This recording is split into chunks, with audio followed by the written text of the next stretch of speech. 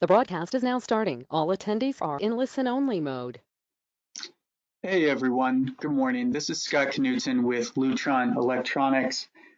We are going to get started here in a couple minutes. I hope you all can see my screen up there. I'm also going to share my webcam just so we can have a little human connection here. So I hope that's coming through all right. It should be a small little window above the actual presentation there. So we will just give it a few more minutes for some more of the attendees to jump into the call here, and then we will get things started.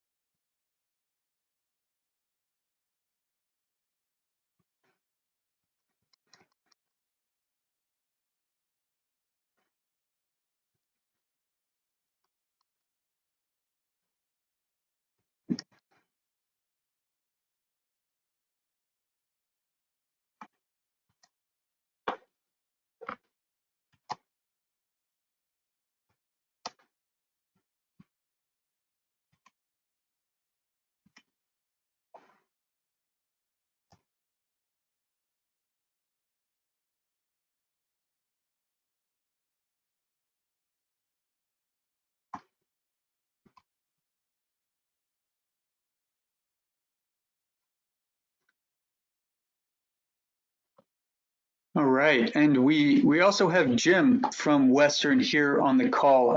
Jim, if you want to give a little intro on Western and where you guys fit into the market here, I'd love to have everyone hear from you shortly before we jump into this CEU. Pretty awesome, Scott. Hopefully you can hear me. Yep, hear you just great. Awesome. Well, I really wanted to take a couple minutes and thank everybody for taking the time to jump on the call with us today. You know, Tetra is definitely near and dear to our heart, and the whole human-centric lighting field is exciting for the possibilities of what it can do. And, you know, especially given our current situation, you know, in your home. And I really want to start off by, I hope everyone on this call, your families are safe, and we're doing well during these unprecedented times for sure. And that's a lot of about, you know, what this call is really showing from Lutron is their ability to provide content to everybody during these new times. This is the 5th webinar I've been on today, so I'm sure you guys are all in a similar boat, but it's a good opportunity for us to learn. So I just wanted to let everybody know that the Western team and Western family is all safe. We're here for you if you need help. We're the manufacturer's representative for Lutron for Southern California. So LA, San Diego, Palm Springs, Palm Desert. We're 56 folks deep, all working from home currently, living the new reality. But we are an excellent resource for you folks in your design process. So if there's anything we can do during this, as well as the Lutron team, they'll cover. They're an excellent resource, and I'll share with everyone on the call.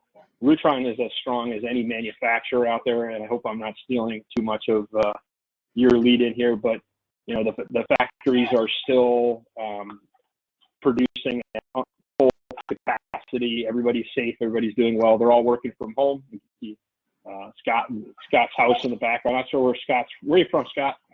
I'm from Missouri originally, but I'm living out in San Francisco and supporting a lot of everyone down in LA and the Southern California area as well. Awesome. So everybody often asks me what the Lutron difference is, and we'll talk Lutron difference a little bit here, but I think the biggest Lutron difference that you'll see, regardless of the product offering, from the least expensive dimmer all the way through the most expensive thing that we have, are the people.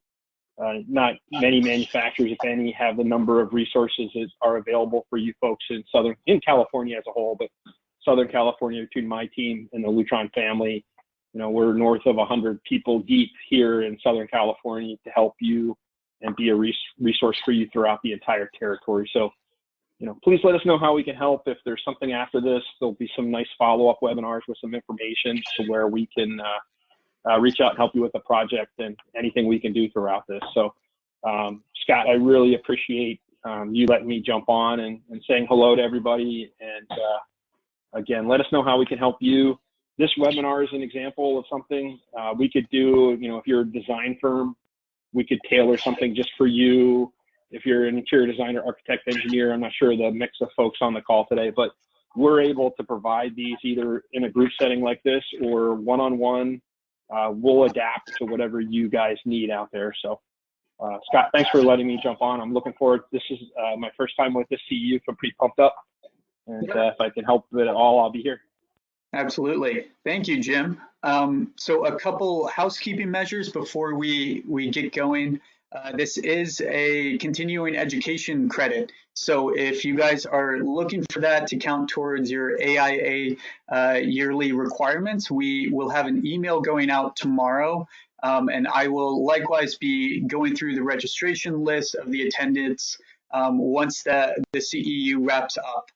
We'll try and keep this well under an hour here with a little additional content at the end after the CEU portion. I've got Meg Peruse as well on the call. She has been working with Ketra for I think about 5 years now. So she will give a little quick snippet of what that solution is after we wrap up with the education portion of this. So I hope you all can see my screen here. I have kind of our little snippet about the course, the course number as well, and that'll be in the email as well, so you guys don't need to be jotting that down or anything like that.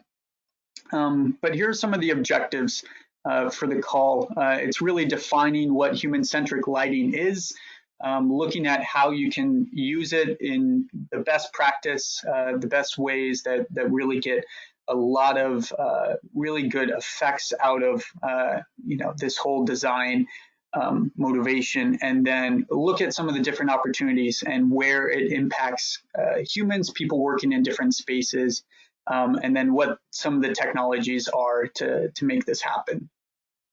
So starting things off, the basic definition of what is human-centric lighting. This wasn't a term 5-10 years ago. People weren't as focused on it.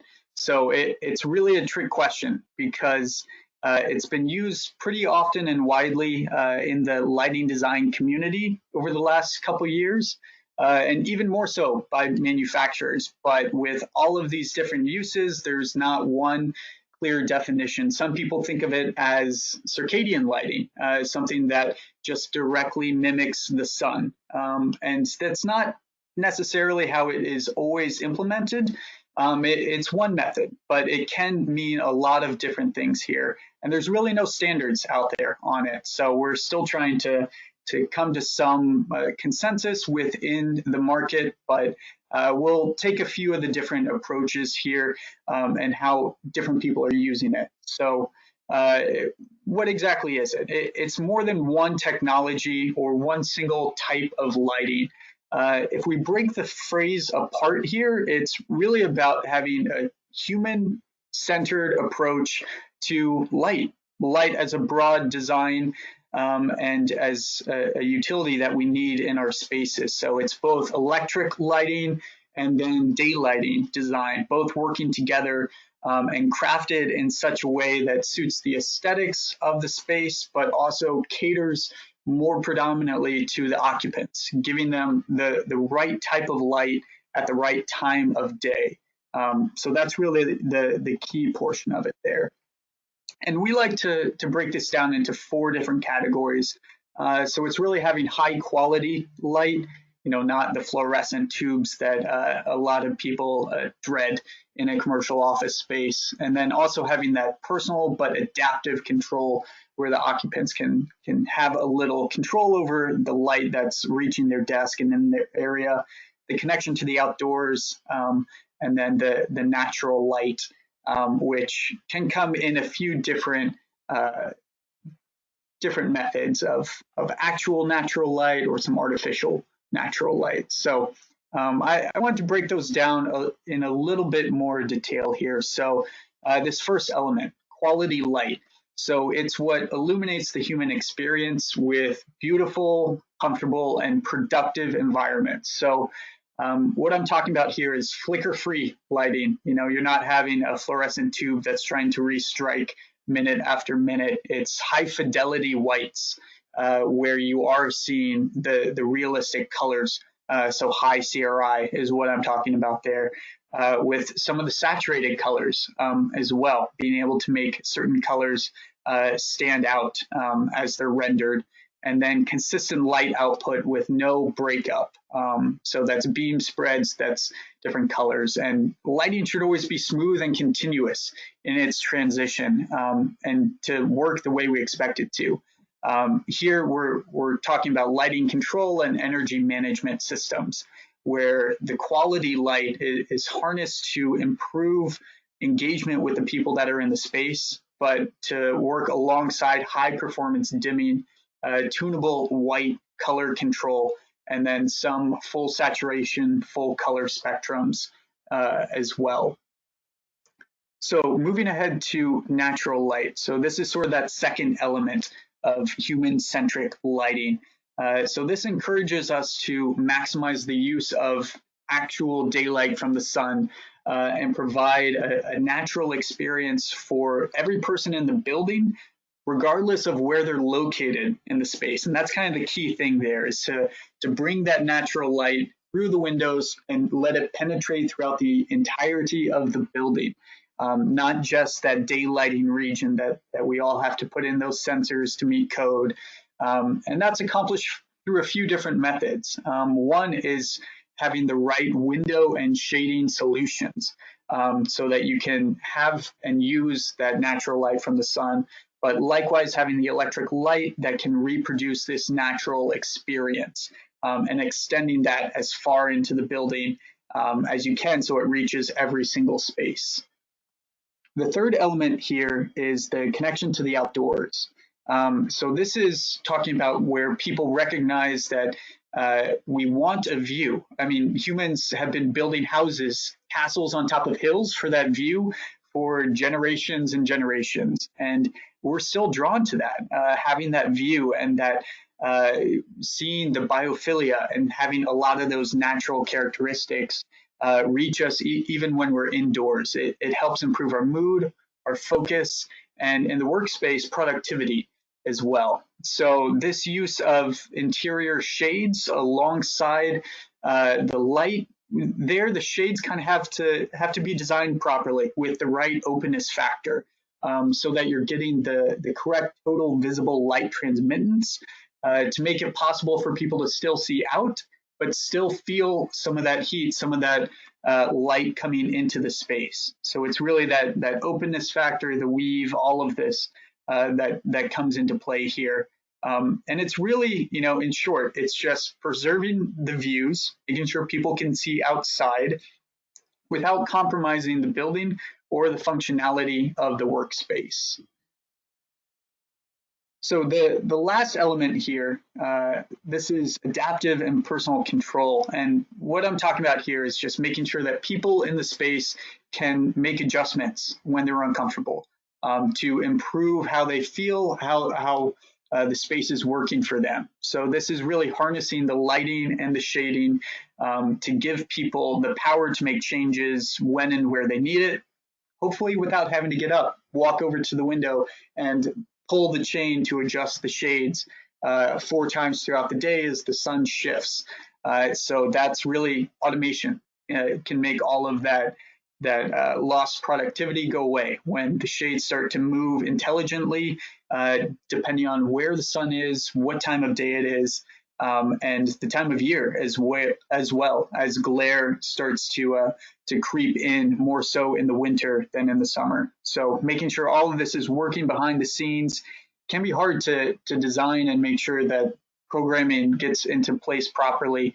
But this is the intent here of a human-centric approach.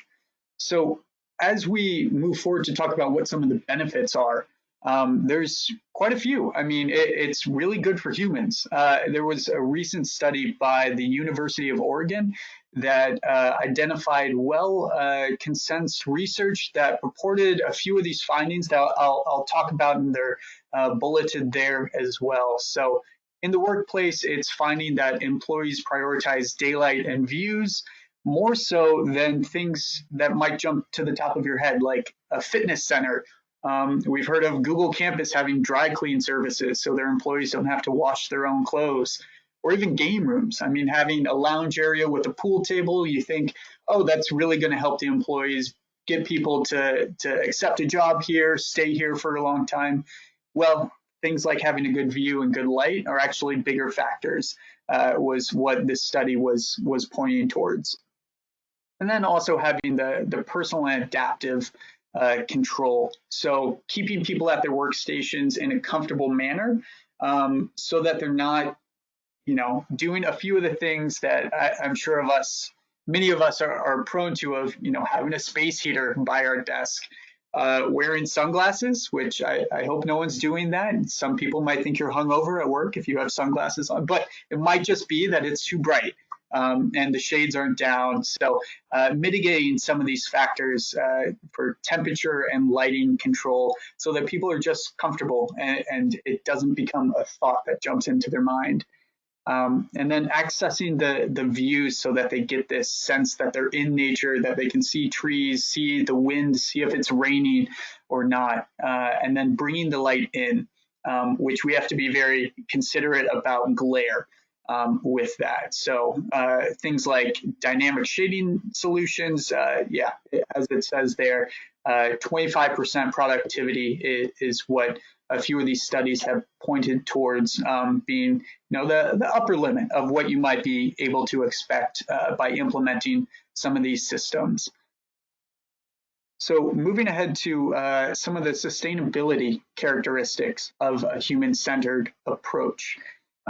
So this can have a few different ranges. So I want to particularly point to some of the fixed shading solutions.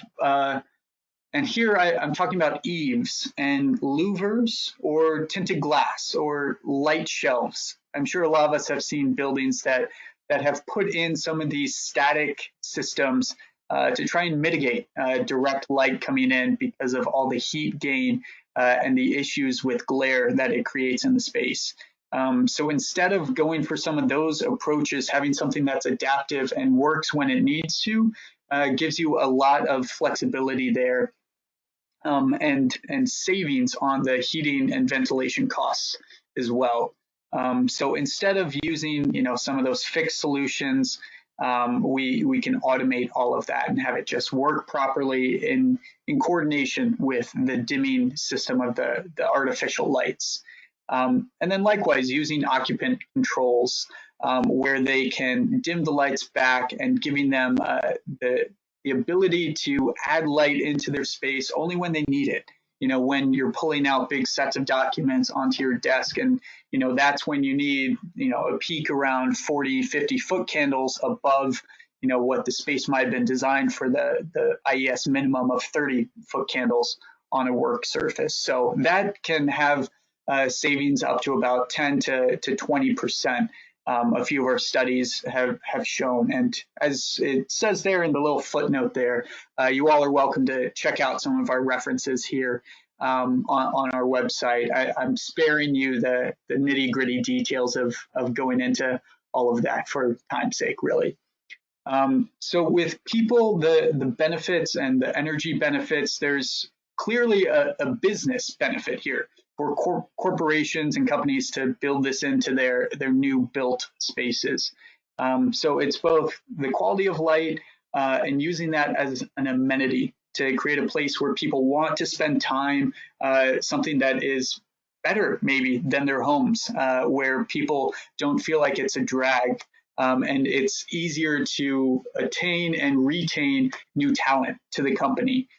We've got a lot of people that are, in this time, might not be a huge focus, but as people start to go back to their office spaces, having those built areas that are comfortable and modern and people want to spend time there, I'm sure a lot of us are getting a bit tiresome of our telecommuting and dropping into these video calls and having a built space where you can go in and see your coworkers. Like, I think we're all kind of longing for that a little bit these days. So it's additionally adding the daylight and views to eliminate glare. All of this kind of rolls in together for peak productivity. And that can be subjective. So there's a few different requirements for businesses that they might have. But one good example that always comes to mind for me is back over a decade ago. It was 2009. The New York Times building in Manhattan, when they had built that. It's right next to Port Authority. If anyone's familiar, has walked by it, there's a couple good restaurants in the first floor as well. But what they did in that space was to add light level tuning and daylight sensing in an effort to make employees more comfortable. So they established all of these metrics based on how many people would be in the space, and number of complaints that some of the employees might generate to be a benchmark to measure what their increased productivity might be.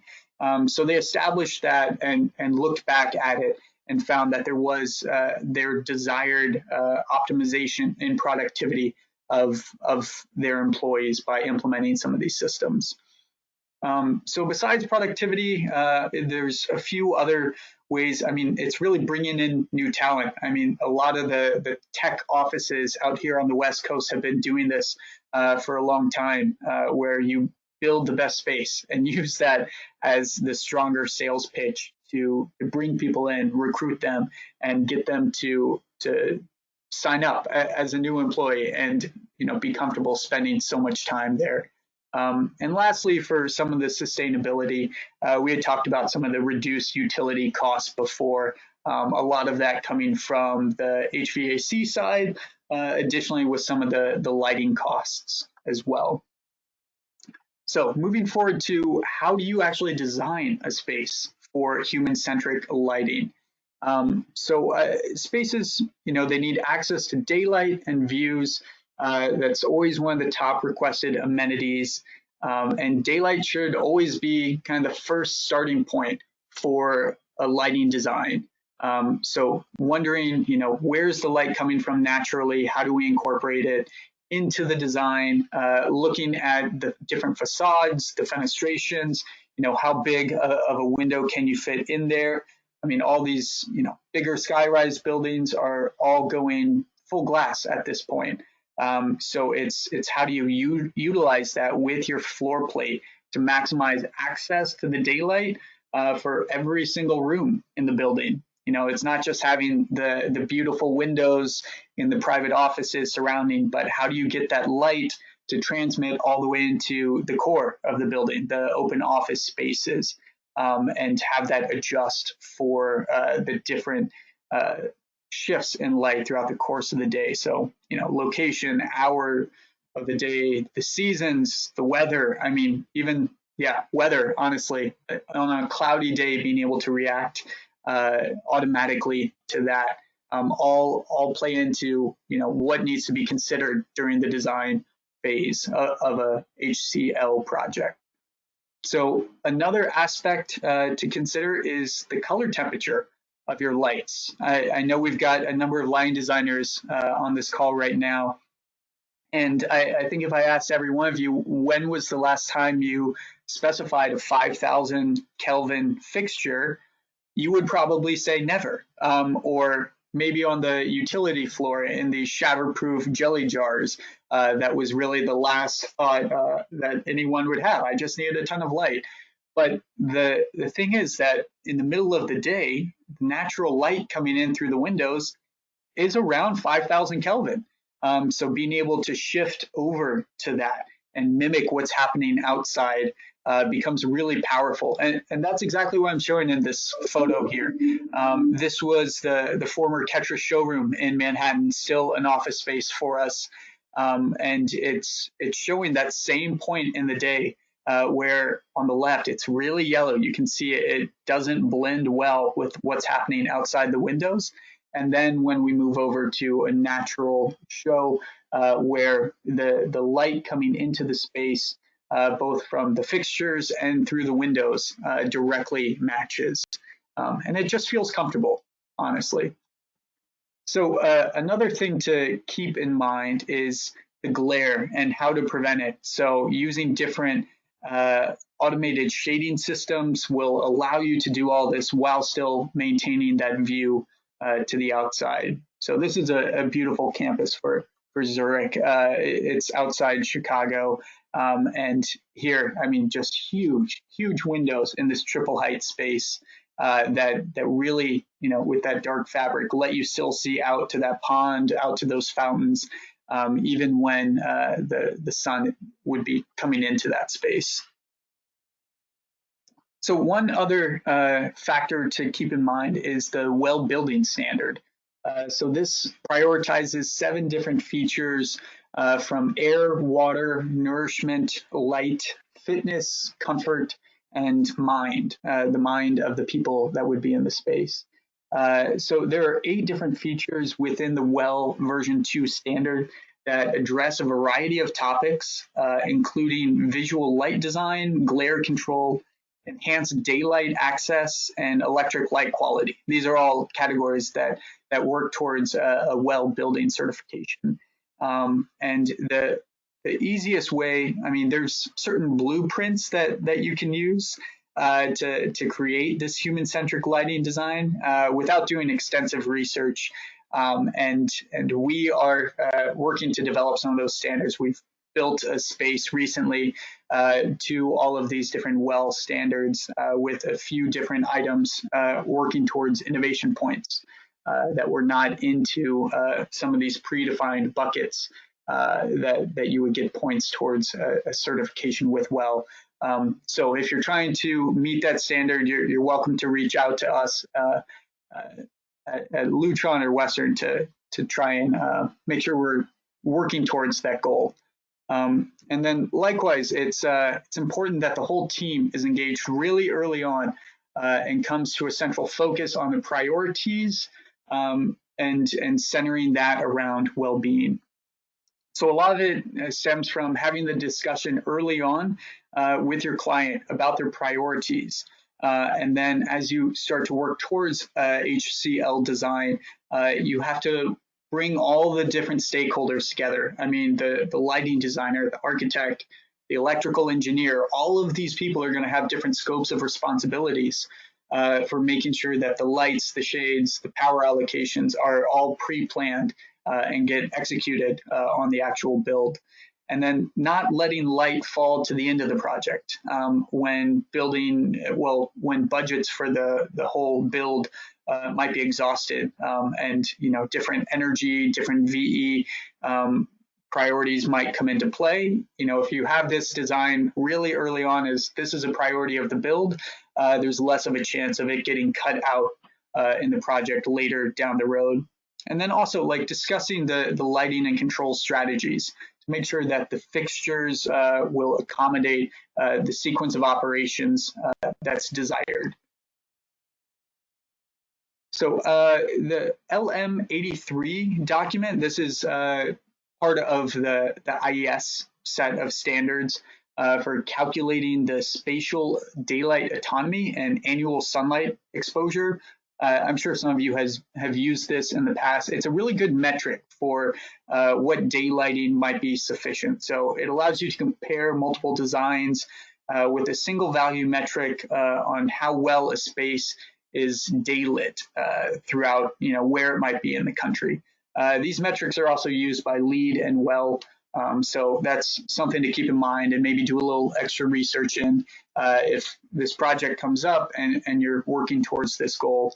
And then also picking the right openness factor, especially with your shades. I mean, the total visible light transmittance can, if you pick the wrong fabric, you're really going to be up a creek in trying to get that changed out just due to lead times in manufacturing and all the thought that goes into it.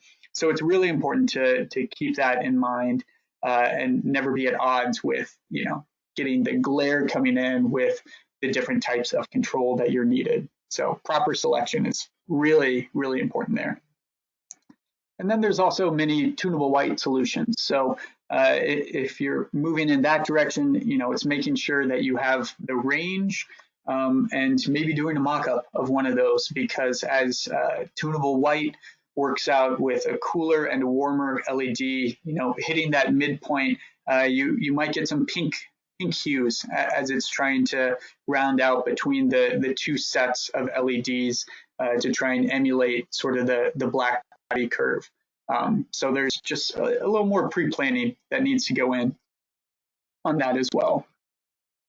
So talking a little bit more about tunable white and how to accomplish that, you're really trying to create that natural feel. So it's getting the colors and intensities to change throughout the course of the day and get a pattern that works well for the space. So, in terms of an office space versus a home, having, a really warm feel at 5:30, great for your house. But if you're in an office space where people generally stay around and work late, dimming down the lights and having a warmer feel might actually, push people more towards heading home early. So, there's some adjustments that can be made there, but making sure that, you're following the sun and defining that through a clear and concise sequence of operations early on. Oh, I'm sorry, I skipped ahead a few there. Wrong scroll wheel. Here we go. Back to the right slide. So adding a few things here, especially for different events that might need to happen. I mean, as you're designing a commercial office space, keep in mind that they're going to be using it for an all hands meeting or some sort of cocktail event or product launch kickoff. Having the flexibility with a tunable white solution that you can make it work during all of those different design intents, and making sure that the decor and the furniture, making sure everything looks good during that as well. That's where kind of mocking it up and thinking through a lot of this ahead of time really becomes essential to making an HCL project go well. And then there's a few different common metrics as well. So understanding the basics here, color rendering index. I won't go into too much detail. I know we've got a strong background from a lot of the participants here, but making sure you have that over 90% to have an incandescent-like or daylight-like feel, and then making sure the colors are just rendered accurately with that higher CRI. And I think there's been a few different changes there, but the one thing there with warm dimming is making sure that you're kind of mimicking that incandescent feel where the spaces are warming up as you're going down. I know this has not been possible for 5 years ago in the LED world, that you were stuck to that static color temperature as you dimmed it down. So having that flexibility will go a long way towards having this high quality of light. And then also making sure you can dim way down. I mean, 0.1%, when we're looking at that, you're about 2 or 3% perceived light output from a source there. So making sure, the lights that are going into the space can function throughout all of the different use cases and the ones that are not standard to a normal workday. Another thing, I guess moving on with some of the higher quality light, color fidelity. This becomes really important to make sure that, when you're sourcing out some sort of tunable system, seeing how it is controlled in relation to the black body curve. So that perfect emitter of light, and also using some of these different R9 tests, and then the TM30 that goes through a bunch of different pastel colors as well. All of that becomes really, really important to make sure that you're speccing out the right light source. And then chroma shift, that's the measurement of more or less saturation of the colors. So the RG is the aggregate of all the 16 hue bins, as a light source is providing the increased saturation of different colors. So RG will be greater than 100. If the light source tends to be more of a desaturated level, it'll be less than 100 there. And for more specific color analysis, we've got a whole bunch of different specs. And you can find these from almost every manufacturer as well. They might not be on the cut sheet, but reaching out to people directly or your contacts there, you can find a lot of these details. I mean, almost every company has the research. Whether or not they'll give it to you, that might be a different factor, but they can at least speak to how certain products behave in relation to that. So right here, I have a short video. I hope it might come through all right. It's running here. This is honestly not the best method. I prefer to show this to you in person, specifically when you guys are chowing down on lunch. I'm sure some of you have snacks or coffee at least, but this high color rendering index versus a high vibrancy, what we're showing here is that you can remix colors in built spaces. It's like adjusting a saturation knob on your phone to recolor a photo that you've taken, but doing this in real time, it's really cool to see it in person. So as travel restrictions change over time, I'd advise all of you to reach out to some places down in LA or Jim who can connect you as well to different showrooms where you can actually see this in person, because it is really cool and it's hard to capture through a screen. So I'll go ahead and keep moving on.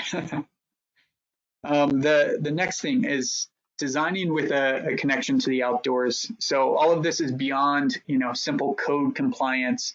It's choosing the right fabric with any sort of shades. And then DGP, so that daylight glare probability. That's another factor, a different metric that you can pull from to realize like how the glare might be impacting the space. And there's various simulators and tools that you can mock up some of these different factors. But we've got a few. I can recommend some that we might talk about after this as well. So these days, we've got many different systems designed with occupancy, vacancy. All of this is Title 24 code required.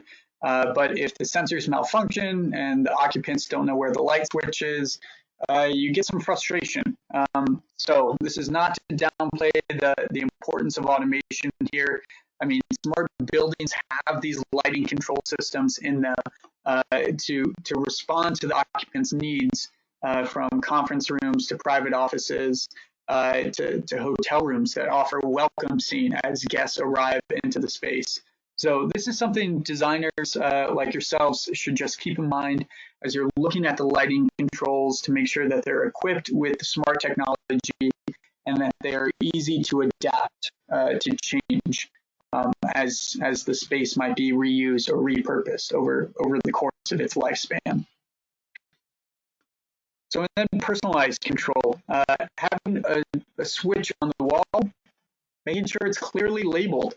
I mean, I know these are the basics, but this is how you get a space to have that human approach, is to make sure it's intuitive so that users can walk into a space, clearly see what buttons there are on the side of the wall, which one to press, and remote controls like wireless ones, like this one in this little GIF here on the screen, so that you can have access to it while sitting at your desk or at the center of a conference room table. Like, this is the ease of use that a lot of people don't always think of, but when it just is there and intuitive and you do it for the first time, having never been in the space before, then that's good design. And likewise, also having a few of these different apps so that your workers might be able to, on their computer, open up their web browser and put in a request to, have more light in here on a daily basis. And you can actually crowdsource and poll the whole audience, and then give that access to make those adjustments to your office manager, so that everyone is coming to a clear and concise baseline, a threshold for what the best space, what the best light is for that space. So moving forward to the different aspect of how do you sell? How do you pitch people on using a human-centric lighting approach? So with commercial projects, you've got a variety of stakeholders who oftentimes have different interests here. So we generally try and keep them into three different groups of people. The people group, I mean, these are the executives, they're HR, recruiting, marketing, sometimes a design and construction group, but they're mostly concerned with how a building will support its inhabitants and how it can support engagement with the people in the space. The buildings and facilities people are typically least concerned with human-centric lighting. They are more concerned with the building itself, maintenance, energy savings, interested in things like power over Ethernet that might sacrifice some of the experience for efficiency. And the business people are also interested a little bit in both here. So as we're looking at them, some executives might be really into an HCL approach, and it might align perfectly with some of their corporate goals, some of their branding, being kind of an innovator in their space or in their vertical market with their office in general. And other people might be focused just on the bottom line, reducing facility costs, finding a way to use data to support efficiency in a design. So let's just dig into some of these and take a little closer look, because this study that was done by Oregon, again, it's in our references there. If people do want to pull out snippets of that, you can find it pretty easily. So we poured through this research and found widespread agreement within the community that increased access to daylight and views does improve productivity, satisfaction in the workspace. It contributes to a better sense of well-being and plays into a corporation's ability to recruit and retain employees over time. And a lot of these different factors, will have different priorities based on the different space or the different client you're working with. So establishing kind of a 1, 2, 3, 4, which of these are highest priority will be important to make sure you're designing the space appropriately. And then the people's benefits that we discussed earlier, happier people are more productive, and keeping the employees there reduce a lot of costs that you have for turning over, training new hires, all of that. So defining the space to be flexible, that's where you're going to find a lot of the bang for the buck that might work with these people.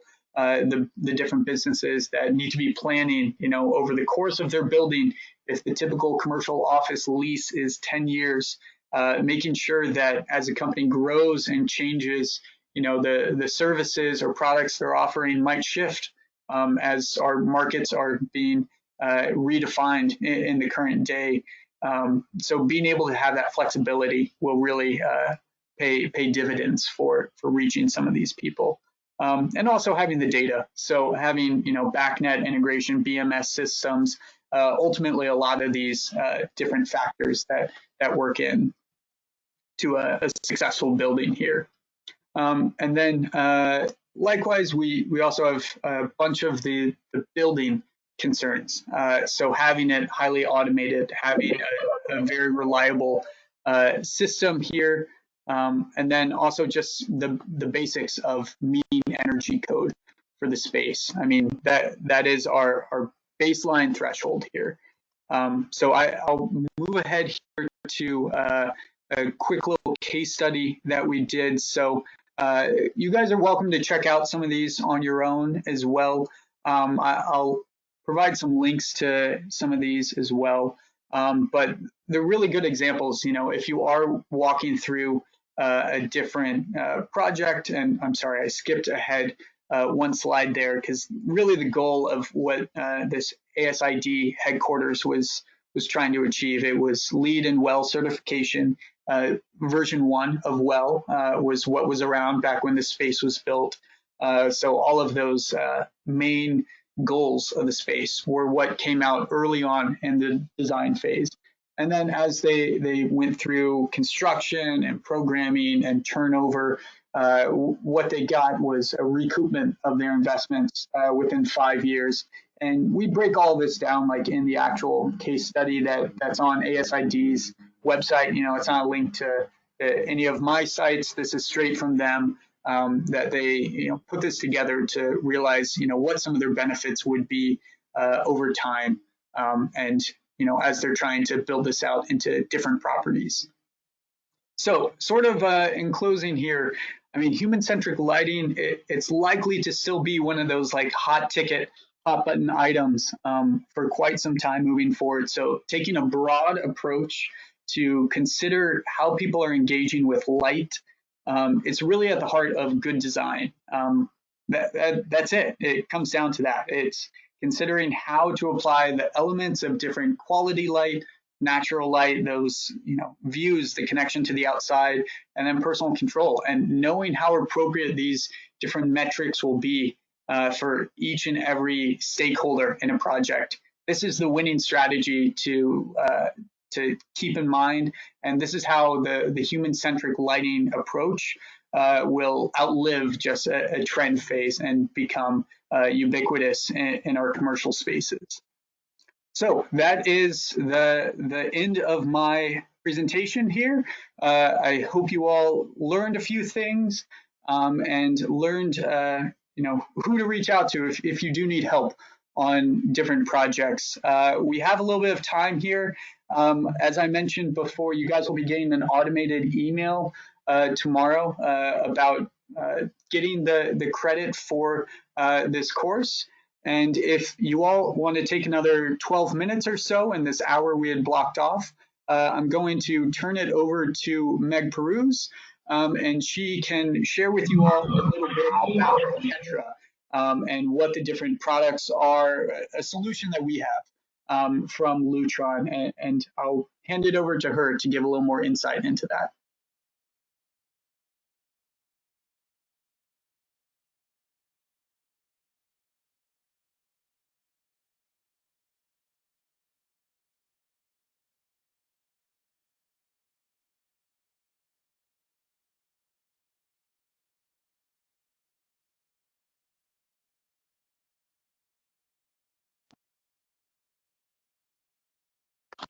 Thanks, I was waiting for the tutorial to share my screen.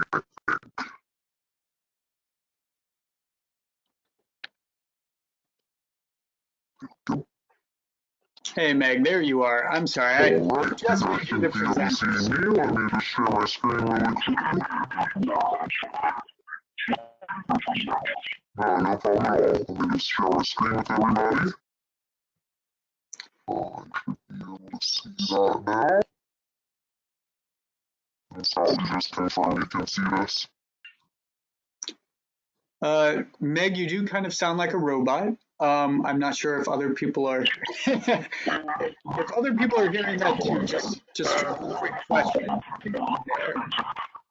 I might just give it 1 second to reconnect here.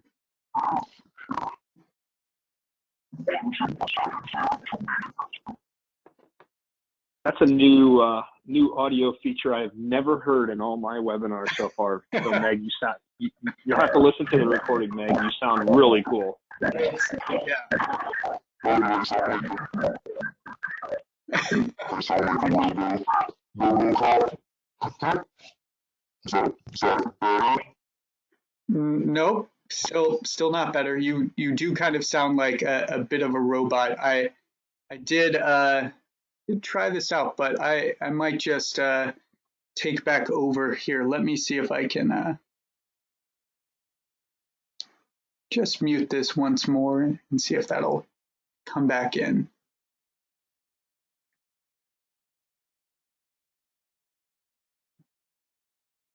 All right, I took the liberty of switching over to my phone in hopes that that will resolve the issue.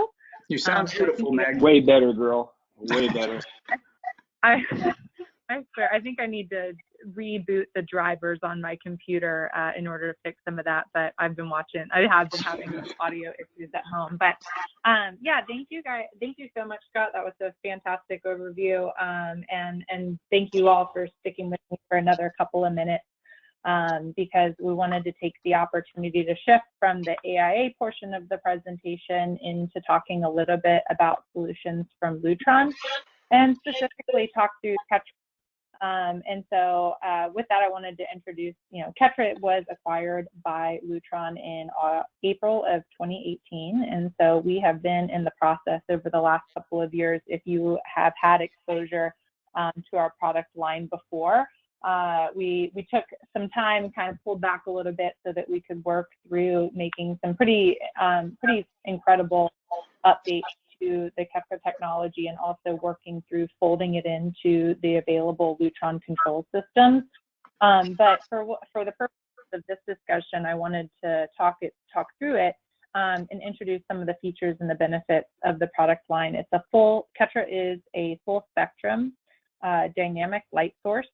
We call it the world's most advanced lighting system, and that's a pretty strong statement. But as someone who's been working with Ketra for about 5 years, I do really believe in the technology and what it's capable to accomplish.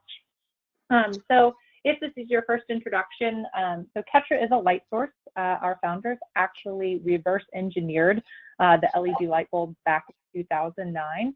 And took about 4 years in research and development to recreate an LED array at a microprocessor, and ultimately be able to give both a point source and a linear light source that has an incredibly wide range of white CCTs, pastels, and saturated colors. One of the biggest assets in this product portfolio is around its controls. We have a microprocessor in our light source, which means that all you have to do is bring line voltage to our product, and then all of the on-off, the color control, the dimming is all handled via RF mesh network. So especially in applications where you're working with like really cool decorative like pendants, you can actually select to add in like one of our lamps. And a lot of times on projects, those decorative pendants have pretty complex dimming protocols, ELV, MLV, ELV reverse load, phase dimming, and that ends up triggering a lot of external components in order to allow those fixtures to dim how you need them to in order to meet code. And one of the really great features about Ketra is that you can take that same decorative pendant, just bring line voltage to it, throw a lamp in it, and all the controls components are on board. And so we have all of that color control, and then we also have a full range of dimming all the way down to 0.1%, and then so much more to kind of talk through. So with Ketra, we are a full spectrum source. That means that we are always using red, green, blue, and white LEDs in order to mix both our white light, pastels, and saturated colors. And so I crafted this slide in as sort of a joke originally, but then it kind of shifted into being something that I think is quite interesting to visually look at a bunch of natural scapes juxtaposition to interior architectural environments. And because Ketra is using, all of these are lit by Ketra, and all of them are using a full spectrum source. And so because we're using all of the colors from the visual light spectrum, our interior spaces can look as visually interesting as the Manhattan skyline at dawn, the middle of the day sun out at Fort Funston, or out on the Pacific Ocean, or the glow of campfire at night. And you see on the bottom left, you've got an inviting gallery at Squarespace to invite guests in their lobby before you go back in order to interact with them as a provider. And then over to the right, you have an open office area that is crisp and white, just like the middle of the day sun. Clearly the space utilization for this area is around productivity and offering employees a location or a quasi cubicle to be able to be as productive as possible. And then down on the bottom right, we have Vice Media, and there we're showing use of our saturated content. Here's a company that is working round the clock, turning out documentaries, sometimes at 3 o'clock in the morning. And so what was most important for them is being able to shift from work to play to work. Just a second, I'm trying to get my slides to advance. There we go. So what I want to take this last 4 minutes to do is talk to you guys about what makes Ketra special from like a component portion, from a component part perspective. And so we call this the Ketra difference, and that is really representative of 4 central tenets. And those are HD palette, dynamic spectrum, true beam, and color lock. So starting off with HD palette, that is our unrivaled precision across an expansive range of white CCTs and color.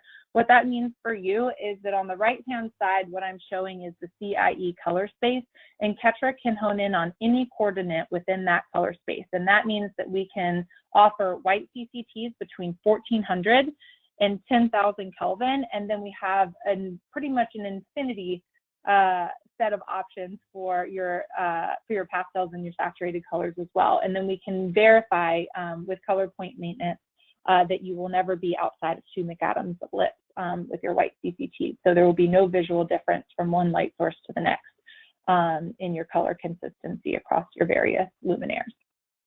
The second one is kind of three-pronged. It's dynamic spectrum. And so that's comprised of natural light, natural dimming, and vibrancy. Natural dimming is particularly interesting to me because there was a Dutch scientist named Arie Andries Kruithof who actually conducted a study on humans' psychophysical preference for warm dim technology. And it was ultimately that there is a preference that humans have for light level compared to color temperature. And a lot of that is born around our evolution around a campfire and then ultimately around the incandescent light source. As an incandescent light source dims, it actually warms quite significantly. And the potential risk between either using a static white source or using a warm dim technology that warms too quickly at too high of a light level is that you can end out in one of these two areas, where if you're using a warm dim product that gets too red too quickly, it can allow the materials in a space to look kind of red. If you standardize around, I don't know, a 3000 Kelvin static white LED color temperature and you dim it down to those low light levels, it can give an appearance of looking flat or gray. And so what Ketra did is actually mapped in a spectrometer a halogen light source down to its low light levels and actually pinpointed and mapped that and emulated it in our light source curve. So every single product that we offer has the ability to do this deep dimming, warm dim technology and perfectly emulate that of a halogen light source. Bringing natural light indoors, as Scott talked about in the webinar, we kind of covered Ketra's natural light profiles, which is what we're best known for. And that is our ability to shift color and intensity based on time of day and your geolocation. So you're watching a quick reel of our experience center in New York. As it shifts in the morning, you come in for your cup of coffee, you move to your most productive part of the day. And then as the evening winds around, maybe you're hosting a corporate event or some sort of cocktail event in the space, and you have a really nice, warm and inviting kind of hospitality-like environment to be able to enjoy your space in.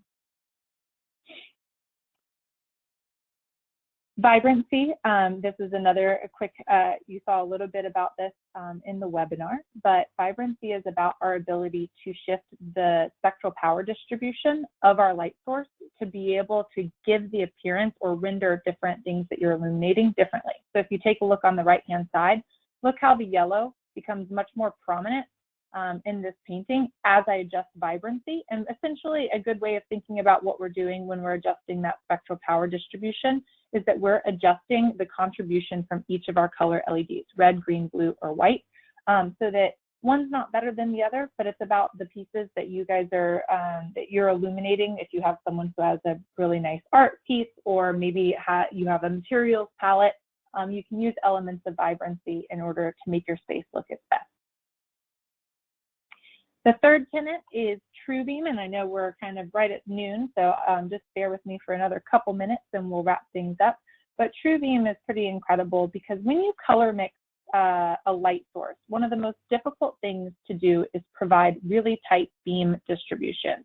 You increase the tighter your beam, the higher your risk of color lock or color breakup. And what that essentially means is this photograph over on the right, where tight beam spread and you start being able to see kind of green hazing or pink hazing in your white light source. what Ketra did when we re-engineered the light bulb is we spent a lot of time around our optical design.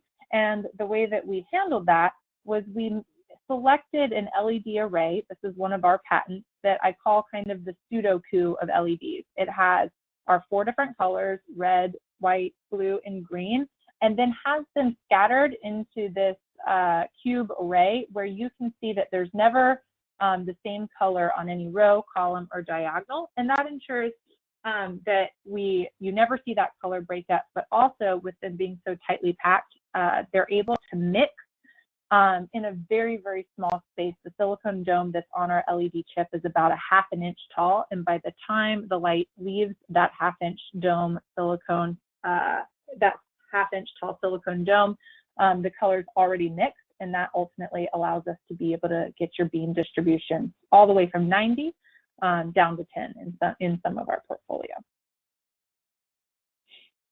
And then the last thing that I wanted to talk through is color lock. So as you all know, lumen depreciation is just a common, it happens to all light sources that as they age, they lose some of their initial lumen output. When you're color mixing technology, that can, over the course of time, you could potentially start seeing a source kind of green or pink or red a little bit. And that's not something that you as designers want for your space, because you put your name on it when you're designing it, the day you turn over the keys, and then that job is still yours 5 years down the road. So what Ketra's Color Lock does is that LEDs can both produce light, but they can also detect it. And so what we built our microprocessor out to do is that one of the LEDs on our LED pack is detecting the light that fixture is producing. So if it's programmed to be 3200 Kelvin, then 360 times per second, it's going to be checking the light output that it's producing and verifying that 3200 Kelvin is being maintained. It's a super nerdy, way of approaching things, but it was purely built over the idea that LED technology should be and can be, as perfect as that incandescent light source, something that, increases in intensity and lowers down to those low light levels while maintaining on a black body. And Ketra is able to do that through that color lock technology, and it helps you avoid challenges with lumen depreciation over time. So all of those things, HD palette, dynamic spectrum, true beam, and color lock are specifiable features and benefits of our product line, and every single Ketra luminaire that ships from our factory has all of this functionality built into its source. And so if Ketra is something that you're interested in using, reach out to us, reach out to Jim, reach out to Scott, and let us help you in kind of building out your project with dynamic light. And for more information and more resources, the Ketra website is an absolutely fantastic platform to go to hear about the projects that we're working on, both residential and commercial. We just rolled out some new brochures around Ketra in the workplace and Ketra at home. And I was going to show a video of our Delos space, but in the interest of time, we will link that to the email that will go out tomorrow. But take a moment and actually watch this. It's a 2-minute video talking about Delos, and they are the authors of the Well Building Standard, why they selected Ketra for their space in order to meet the well building concept of circadian lighting. So with that, I'll hand it back to Scott and say thank you very much for allowing me to participate in today. Thank you, Meg. All right, there was just one question that I missed that came in earlier from Deb about openness factor of shades and whether or not 3% was the ideal openness factor. And it really does depend on the different space that you're in, size of the window, but more so the facade that you're on. So knowing that you might need a slightly different openness factor for a southern facade than you would for a completely north-facing facade. To make this a little bit easier, we built a full web tool where you can plug in all of this data for your specific project and get recommendations. So that is actually called the Performance Shading Advisor. So if you go directly to that website, it's performanceshadingadvisor.com. It'll have all of these different sample fabrics where you can plug in details of your project, and a wizard tool to help you select the right fabric. So I'll shoot you specifically a link to that as well. But I think that wraps it up for any other questions that came in. Thank you again to everyone for joining, and to Jim for helping to coordinate all of this through Western. And I wish everyone the best. Stay happy, stay healthy, and I will hopefully see you later in person next time. All right, take care, everyone. Bye-bye.